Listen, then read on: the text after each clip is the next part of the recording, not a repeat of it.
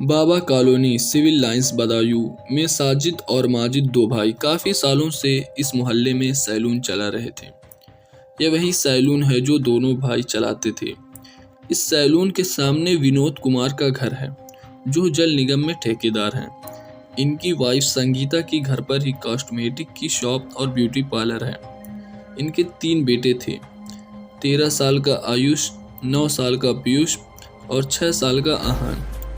19 मार्च 2024 शाम 7 बजे इतने सालों में पहली बार साजिद और जावेद संगीता के घर पर पहुंचे और साजिद हेयर क्लेचर खरीदने के बहाने घर के अंदर गया।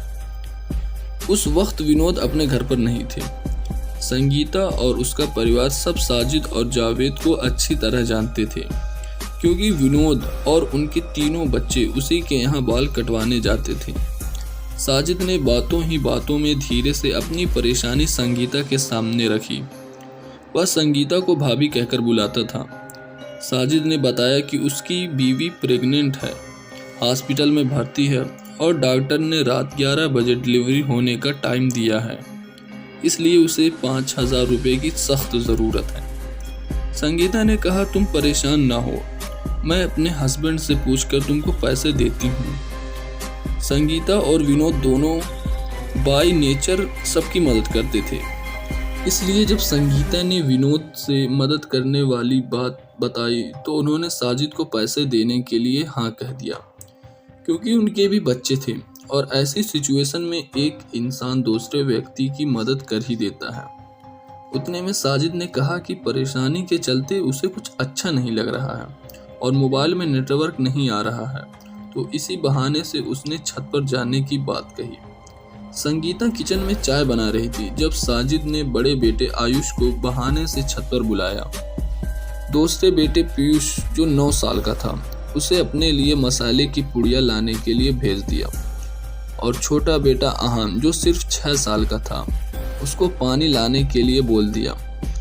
किसी को भनक तक नहीं थी कि साजिद कौन सा कहर भरपाने उनके घर आया है। उसने सबसे पहले छत पर लगी लाइट बंद कर अंधेरा कर दिया और छत पर घात लगाकर बैठ गया। उसके इरादे से अनजान आयुष बुलाने पर छत पर पहुंच गया। इस पर फॉरेंसिक रिपोर्ट बताती है कि साजिद ने धारदार चाकू से उस पर 14 बार वार किया और उसे मौत की घाट उतार दिया।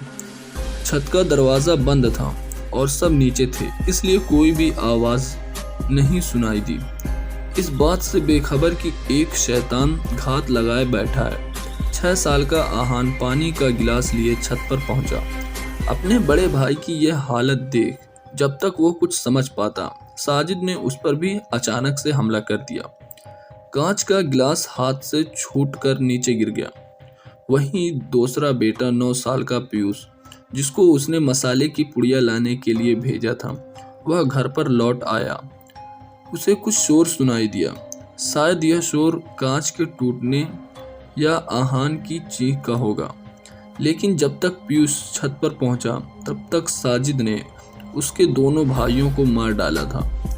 चारों तरफ फैला खून और शैतान के रूप में चाकू पकड़े साजिद को देख पीयूष सहम गया।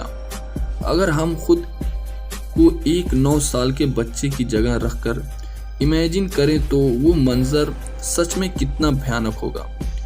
साजिद ने पीयूष पर भी हमला बोल दिया, लेकिन जमीन पर टूटा हुआ कांच पड़ा था जो साजिद के पैर में लग गया।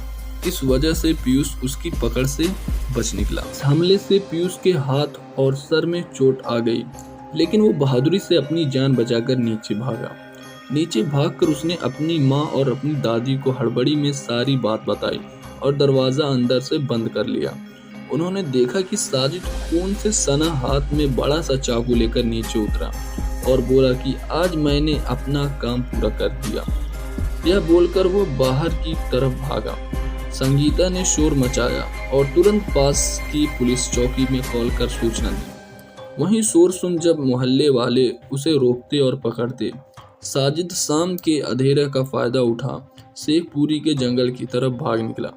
खबर फैलते ही पूरे शहर में बवाल मच गया। गुस्साई भीड़ ने साजिद और जावेद की दुकान को तोड़ फोड़ कर दिया।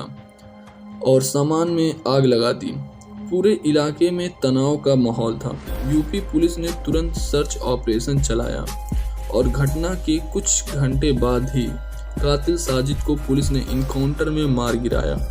उसका भाई जावेद फरार हो गया था, जिस पर पुलिस ने 25,000 का इनाम रखा था। इस अपराध के पीछे का मकसद सिर्फ जावेद को पकड़े जाने पर ही पता चल सकता था, क्योंकि आज से पहले यह दोनों कभी उनके घर नहीं गए थे। ऐसा कोई मिलना जुलना नहीं था, सिर्फ उतना ही संबंध था जितना एक शख्स का अपने मोहल्ले के नाई से होता है। किसी के बच्चे को यूं बेरहमी से मारना यह बेवजह तो नहीं हो सकता। और साजिद ने भागते वक्त यह क्यों बोला, मैंने अपना काम कर दिया। शुरुआत में तंत्र मंत्र की भी बात सामने आई थी, जिसमें लोगों का कहना था कि साजिद की वाइफ के पहले कई मिसकैरेजेस हो चुके हैं और इस बार वो नहीं चाह रहा था कि फिर से ऐसा हो, जिसके लिए उसको किसी तांत्रिक ने ऐसा कर बलि चढ़ाने के लिए कहा हो। अगर हम इस पॉइंट को एनालाइज करें तो यह सच है कि साजिद की शादी को 6 साल हो गए थे और उसकी वाइफ के 2 मिसकैरेजेस भी हुए थे, लेकिन फिलहाल उसकी वाइफ प्रेग्नेंट नहीं थी। साजिद ने संगीता से झूठ बोला था कि उसकी वाइफ प्रेग्नेंट है और हॉस्पिटल में एडमिट है, और इस सच का खुलासा खुद साजिद की मां और उसकी पत्नी ने किया। इसलिए तंत्र मंत्र का एंगल अभी क्लियर नहीं हुआ। घटना के 48 घंटे के अंदर 21 मार्च की दोपहर को एक वीडियो वायरल हुआ, जिसमें जावेद दिखाई दिया। जावेद भागकर दिल्ली चला गया था, लेकिन शायद इनकाउंटर के डर से वो सरेंडर करने वापस लौट रहा था। कुछ लोगों ने बदायूं से लगभग 50 किलोमीटर दूर बरेली के बस अड्डे पर इसे पकड़ लिया। इस वीडियो में यह खुद को बेकसूर बता रहा है। इसके अकॉर्डिंग तो ना यह वहां पर था और तो और इसे कुछ पता भी नहीं था, जबकि संगीता ने बताया कि साजिद ऊपर गया था और जावेद बाहर वेट कर रहा था। अगर वो वहाँ नहीं था तो फिर उसका नाम कैसे आ गया? क्योंकि बच्चे की माँ, मोहल्ले वालों का, हर किसी का यही कहना था कि उस शाम साजिद के साथ जावेद था। सवाल यह है, जब इसने कुछ किया नहीं तो फिर यह भागकर दिल्ली क्यों गया?